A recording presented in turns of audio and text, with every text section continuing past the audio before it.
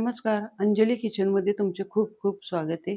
आज आपण बनवतोय पोह्याचा चिवडा. तर बघा, 1 वाटी पोहे घेतलेले आहेत आपण. पोहे आपण इथं चाळून वगैरे घ्यायचे. कांद्या पोह्याचे पोहे घेतलेले आहेत आपण. त्यानंतर आपल्याला इथं लागणार आहे अर्धा कप शेंगदाणे, अर्धा कप इथं मी सुक्या खोबऱ्याचे काप घेतलेले आहेत. त्यासाठी फोडणीसाठी आपल्याला मोहरी लागेल एक अर्धा चमचा, थोडासा हिंग लागणार आहे पाव चमचा, पाव चमचा हळद, पाव चमचा लाल तिखट. त्यानंतर आपल्याला पिठी साखर लागेल 2 चमचे. त्यानंतर इथं चवीनुसार मीठ लागणार आहे, कढीपत्ता लागणार आहे. तर सर्वात आधी आपण इथं कढईमध्ये तेल तापायला ठेवलेले आहे. त्यानंतर आता तेल आपल्याला कडक तापून घ्यायचं. इथं पाहू शकता तेल छान तापलेले, पोहे पटकन तळून वरती आलेत. तर आता 2 ते 3 मुठभर आपण इथं पोहे घेतलेत आणि ते आपण इथं तळून घेऊया.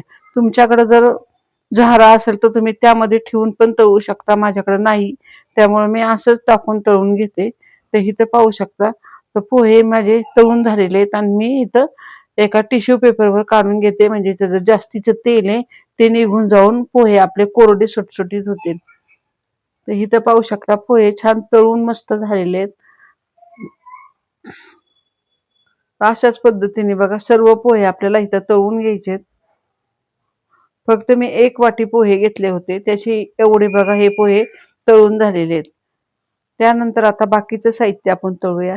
तर त्याच तेलामध्ये आपल्याला इथं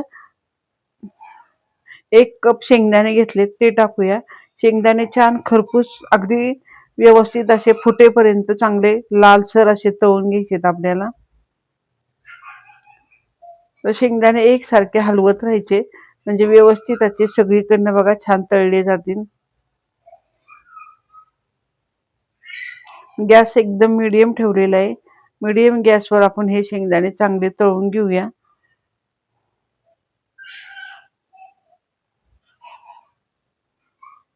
तर इथं पाहू शकता शेंगदाणे आपले आता तळत आलेले आहेत. ते पण आता एका भांड्यामध्ये आपण तेल नितळून काढून घेऊया.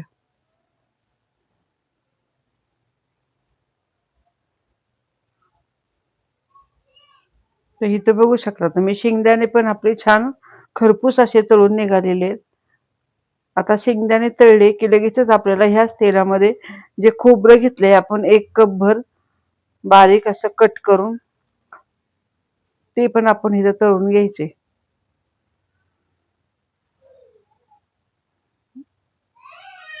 तर खोबरं सुद्धा आपल्याला जसे शेंगदाणे तळलेत त्याच पद्धतीने लालसर करून घ्यायचे. व्यवस्थित असं तळून घ्यायचं, जास्त करपवायचं नाही, नाहीतर ते कडू लागतं. त्यासाठी बघा मीडियम असं हे छान खोबरं गुलाबी रंगावर झालं की लगेच आपण आता इथे काढून घेतलेले आहे. आता खोबरं शेंगदाणे आपले तळून झालेले आहेत. आता ह्याच्यामध्ये थोडासा सुका मेवा मी घेतलेला आहे, माझ्याकडे होता म्हणून घेतला, नसेल तरी चालेल.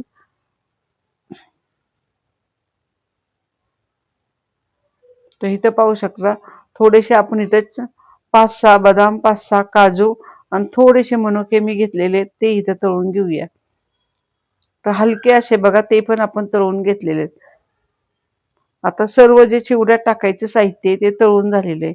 आता इथे मी जे तेल आहे ते व्यवस्थित असं गाळून पहिल्यांदा बाजूला करते. तोपर्यंत एका परातीमध्ये आपण तळलेले पोहे आहेत ते काढून घेऊया. तेल चांगलं नितळले, मस्त सुटसुटीत असे पोहे तळून झालेले तिथं पाहू शकता तुम्ही. आता ह्यामध्ये जे सगळं साहित्य तळले ते टाकून घेऊया सर्वात आधी. त्यानंतर बघा कढईमधलं तेल बाजूला करून घेतलं आणि त्याच कढईमध्ये मी स्वच्छ तेल टाकून घेतलेले आहे. अगदी किंचित असं तेल टाकलेलं आहे. त्यामध्ये बघा चमचाभर मोहरी टाकून घेते. मोहरी चांगली तडतडली की थोडासा हिंग टाकूया. त्यानंतर कढीपत्त्याची पानं टाकूया 15-20. आता कढीपत्ता मोहरी छान अशी बघा फोडणी तयार झाली की ह्यामध्ये आपल्याला हळद आणि तिखट टाकून घ्यायचे. हळद आणि तिखट आपण इथं फोडणीतच टाकून घेतलंय, म्हणजे आपल्या चिवड्याला पण छान कलर येईल. गॅस लगेच बंद केला आणि ती फोडणी आपण इथं चिवड्यावर घालून टाकलेली. आता ह्याच्यामध्ये फक्त आता मीठ आणि आपल्याला इथं पिठी साखर घालून घ्यायची.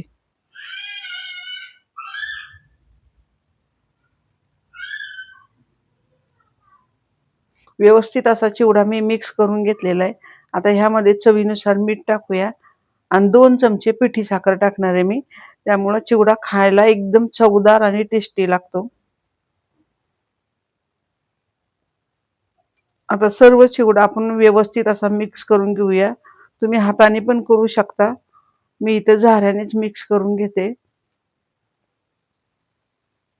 तर इथं पाहू शकता अगदी 1 वाटी पोह्यामध्ये बघा इथं छान असा हा चिवडा तयार झाला. जवळ-जवळ हा चिवडा आपला अर्धा किलो चिवडा तयार झालेला आहे. इथं पाहू शकता तुम्ही आणि मस्त कुरकुरीत असा हा चिवडा आपला तयार झालेला आहे. हातावर घेतल्यावर बघा लगेच याचा चुरा सहज असा होतोय आणि चव एकदम भारी झालेली आहे. अशा पद्धतीने बघा झटपट असा आपला हा मस्त चिवडा तयार झालाय. ह्याला थोडा मी हाताने मिक्स करून घेते आणि एका भांड्यामध्ये आता आपण लगेचच आता ठेवून घेऊया. तर इथं पाहू शकता पावसाळा चालू आहे. मस्त दुपारच्या वेळेला जर काही खाऊ वाटलं तर पटकन असं 1 वाटी पोहे घेऊन तुम्ही अगदी थोड्याशा तेलामध्ये तळू शकता. आहे ते घरातलं साहित्य ह्याच्यामध्ये टाकून असा खमंग असा बघा हा चिवडा तयार होतो. झटपट अगदी 5 ते 10 मिनिटातच हा चिवडा मी तयार केलेला आहे. पण इतका भारी झालेला आहे. अशा पद्धतीने तुम्ही चिवडा करून बघा आणि जर तुम्हाला आजची रेसिपी आवडली असेल तर चॅनलला सबस्क्राईब करा, शेअर करा, कमेंट करा. धन्यवाद.